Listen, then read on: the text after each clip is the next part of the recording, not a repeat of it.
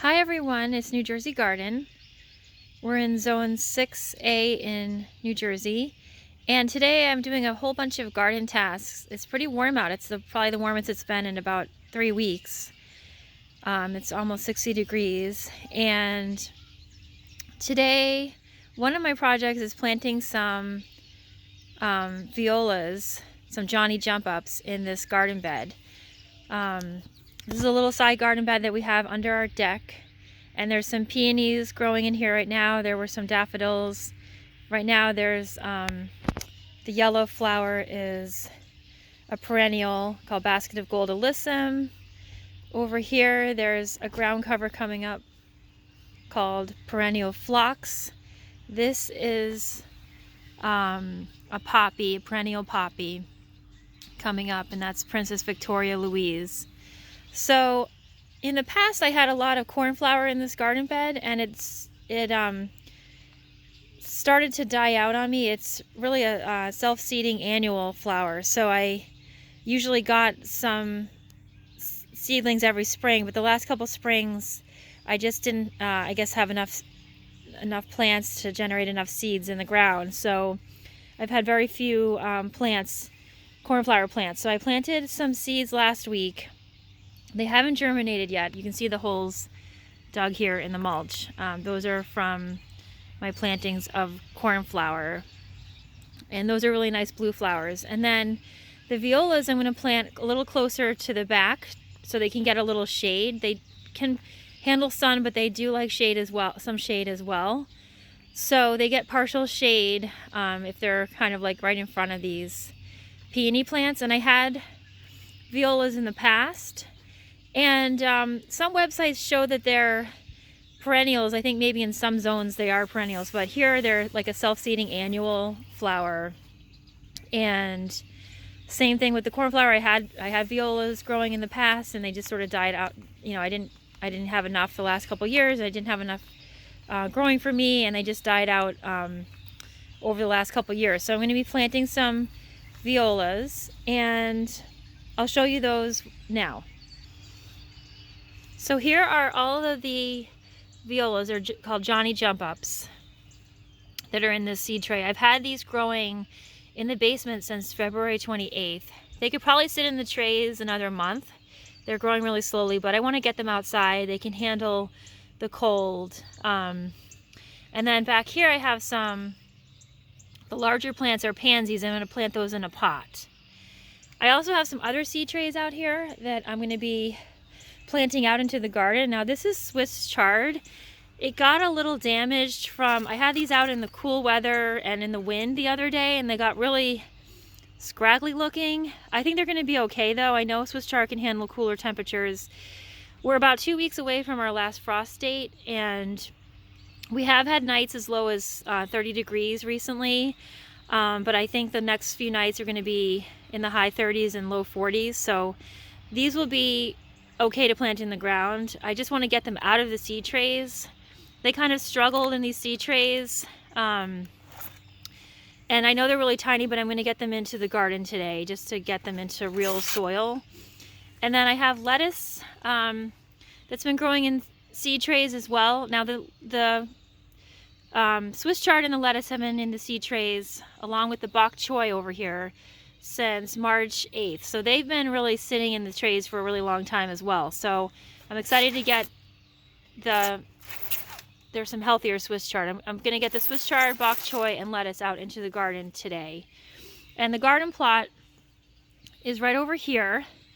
And I'll just show you what's been going on. I had some peas planted here a couple weeks ago, and I had fishing line strung up in this garden bed, as you can see, and it's drooping a little bit, but the clear line is fishing line. Now I had this fishing line as fencing in my garden in this garden bed the last 2 years, and I didn't have deer come in at all.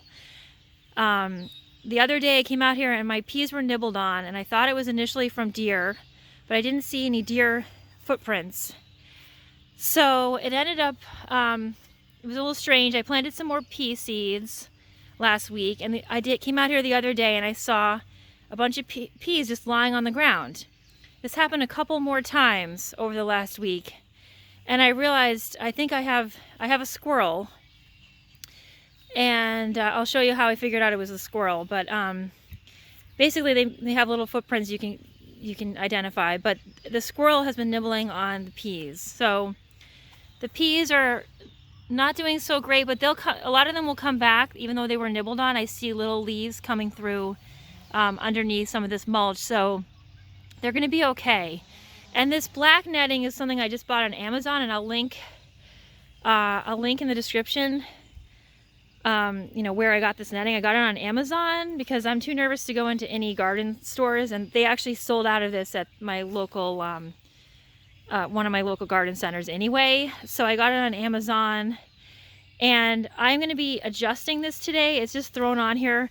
I have to adjust it. I want to have it go a little underneath, go under here to try to prevent the squirrel from coming in. Right now it's just quickly attached with zip ties, but I want to redo it and try to get it so the squirrels can't come in. It's just really loosely thrown on here. So that's one of my projects for today, is adjusting this netting, making it more secure. And really the netting is for the squirrels because the deer were prevented from coming in here with just the fishing line before. So hopefully that will help things out a lot.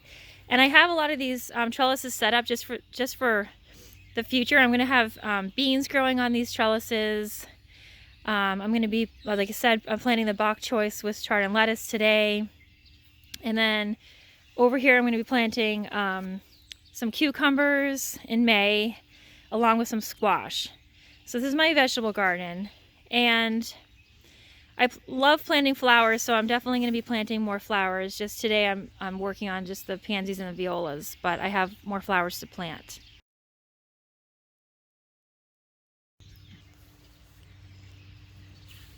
For the pansies, I just wanted to say that they're the Cool Wave series berries and cream mix, so they'll be purple and white. And then the violas, the Johnny Jump Ups, are basically purple, white, and yellow. And the violas are smaller than the pansies. So I just started planting the Johnny Jump Ups, and they're being planted right underneath the peonies because they do enjoy some shade, and they've grown here in this spot before. So I'm just digging through. I have a lot of mulch here that was installed last fall, so rather than and there's there was some fabric, some landscape fabric, so I had to cut that away. But rather than planting in this really big hole, what I'm doing is I'm digging down to the soil, and then I made a mixture of peat moss and some garden soil and just mixed it up into this container, and I'm just adding a little bit of it as I plant.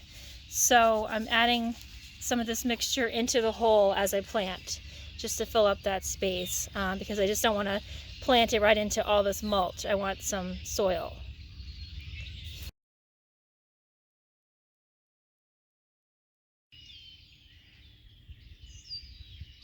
So I'm going to start out planting the Swiss chard in the middle of the garden bed right now. And I have a lot of mulch that was put on here at the end of last summer. Probably, a good 6 inches of mulch. So I dragged some of the mulch over towards the new area of the garden bed where I hadn't been able to mulch.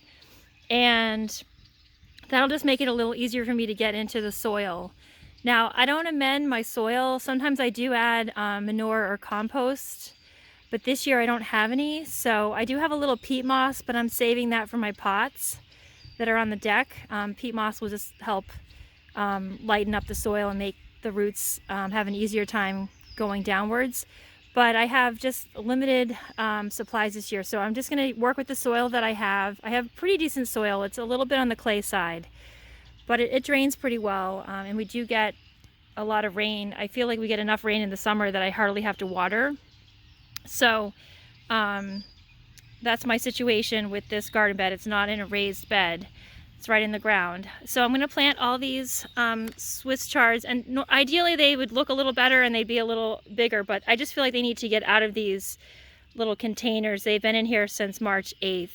So I'm going to use these popsicle sticks and dig these out and tip over the plastic tray to get get them out without hurting the roots. And I'm going to plant them right in the ground right over here.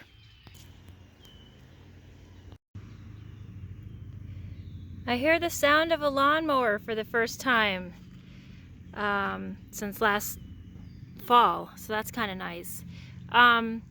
So I planted the Swiss chard, and like I said, I normally would have waited until they looked a little bigger and a little healthier. They got sun exposure this week and some wind and cold exposure because I was trying to acclimate them. And I was bringing the seed trays outside for an hour or two initially, and then 3 and 4 hours later in the week. And it's been really cloudy, so they just haven't had a lot of sun exposure, but I did try my best to harden them off. So they'll do fine. I've grown Swiss chard before, twice before, and it's been a really great plant to have in the garden. It's really easy to grow, and you can plant a few of the, I have planted a few of the seedlings together here because they can grow close together. So I have them sort of like in clumps. I have like 2 or 3 seedlings bunched together, and that's worked out well for me before. This is rainbow Swiss chard, so there'll be lots of different colors in the stems in the summer. And what I like about Swiss chard is it grows all the way until I had Swiss chard growing through December. And you just harvest the outside leaves and you just keep picking the outside leaves, and it just is a really easy plant to grow, especially for a beginner gardener. So these will do fine, even though they're not looking great right now. And later I'll show you what kind of fertilizer I use. Now you can fertilize your seedlings when they're in the seed trays, you know, growing really tiny. You can just dilute your fertilizer. I use fish emulsion, a liquid fertilizer, and I'll show you that later. But so I will be diluting, because these are seedlings, I will be diluting the fertilizer the first couple times I fertilize. I'll be using a more diluted version of what I use in the summer.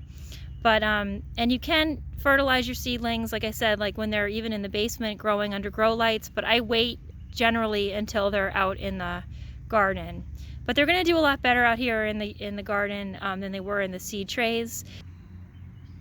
Okay, so next I'm going to plant a couple different varieties of lettuce, and I'm going to grow it right next to the Swiss chard. Now this area of the garden is a little bit shaded. It's getting shaded from the peas, but it's shaded from these trees overhead, and I know the lettuce can handle a little bit of shade, as can peas, and the Swiss chard should be fine. The garden gets a lot sunnier really at this midpoint, and that's why I'm going to grow my cucumbers in the sunniest part of the garden along with the beans. So this part of the garden is partially shaded a little bit of the day. It still gets probably 6 hours of sunlight, but just not as much sunlight as other parts of the garden. So I just planted the lettuce, and there's 2 different types. There's tennis ball, which is this one on the left. I guess Thomas Jefferson grew this variety. And then there's an oak leaf lettuce that has a little red in it. And so it's a mixture of these 2 lettuces, and they look a lot better in the ground than they did in the little containers. So I'll be fertilizing these in a few minutes along with the Swiss chard. I'm going to quickly plant the bok choy in the ground, and then I'll be fertilizing everything. Here is the Swiss chard and the lettuce, and I'm going to plant the bok choy, and I wanted to show you that the stems are really fragile on the bok choy, and to prevent the whole plant from flopping over, I've read that you should just try to plant the stems deeply into the ground. So I'm going to try to do that now. So I'm still competing with this lawnmower nearby, but the bok choy is looking really good. I had to plant them pretty deep so they wouldn't flop over. So some of the leaves broke off. They were just really fragile. So I highly recommend it as a vegetable. It's extremely nutrient dense. And the only issue I've had with it is last year it bolted on me really early. I planted it late, so you do have to get it in the ground pretty early. It also doesn't like temperature fluctuations. It can bolt with temperature fluctuations, like from having really cold nights to really hot days. So I think last year I just planted it too late. I planted it in late May. So now it's late April, so this should help it to not bolt. This is the fertilizer that I use. It's a really gentle fertilizer. It's called Alaska Fish Fertilizer, and it has a 5:1 ratio of nitrogen, phosphorus, and potassium. So right now I'm going to use a weak solution of 1 teaspoon per 1 gallon of water, and then later in the summer when all my seedlings have grown into full-size plants, I will use 2 tablespoons per gallon of water. And I generally fertilize every 3 weeks. And I feel like this fertilizer has just worked really well for me. So I'm going to fertilize everything I just planted right now.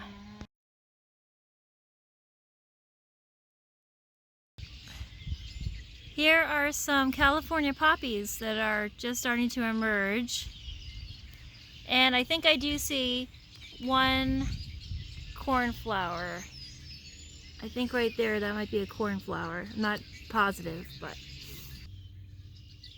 I just want to show you over here, there's a couple small peony seedlings that came up this year. Now these popped up last year as well, and no flowers came from these 2 plants, and they probably won't this year either. I'm going to see what happens, and then I'll transplant these.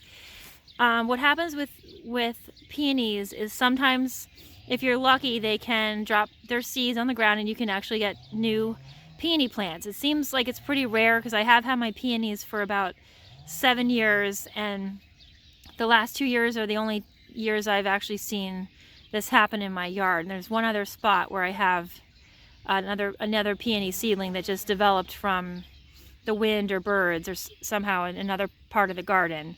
So it can happen. And when you transplant peonies, it could take 2 to 3 years for the seedlings, for the flowers to bloom. I had this problem before where I transplanted some peonies and it disrupted I guess it just disrupted them so much that they just didn't bloom for a couple years. And with new seedlings, they just generally don't produce flowers for 2 to 3 years. So I'm just not expecting flowers on these little seedlings. But once you have peonies, they can grow for decades, and they're a really reliable perennial. And what I like about them is they don't get bothered by, other than ants that like to crawl on them, just on the flowers, they don't get bothered by pests, and they are completely deer resistant. The deer never have nibbled on any of my peonies, so they're a good perennial to have. And right now they're at this level, and by Memorial Day we'll usually have some peonies blooming. I have a lot of peony plants, and I'll show that in another video in late May. These are the bok choy seedlings that I planted a couple weeks ago, and here are the Swiss chard seedlings I planted a couple weeks ago. I planted these directly outside, and they did really well with the cool weather. This is my raised vegetable bed, and I planted lettuce in here a couple weeks ago, and it's popped up, but a squirrel got in here and started digging holes around and started digging through the lettuce. I don't think it was eating the lettuce, but it was just digging up the space. So I sprinkled some cayenne pepper in here, and I'm going to sprinkle some red crushed pepper flakes in here as well. The cayenne pepper and the red pepper should deter the squirrel from coming back. I just have to reapply it after it rains.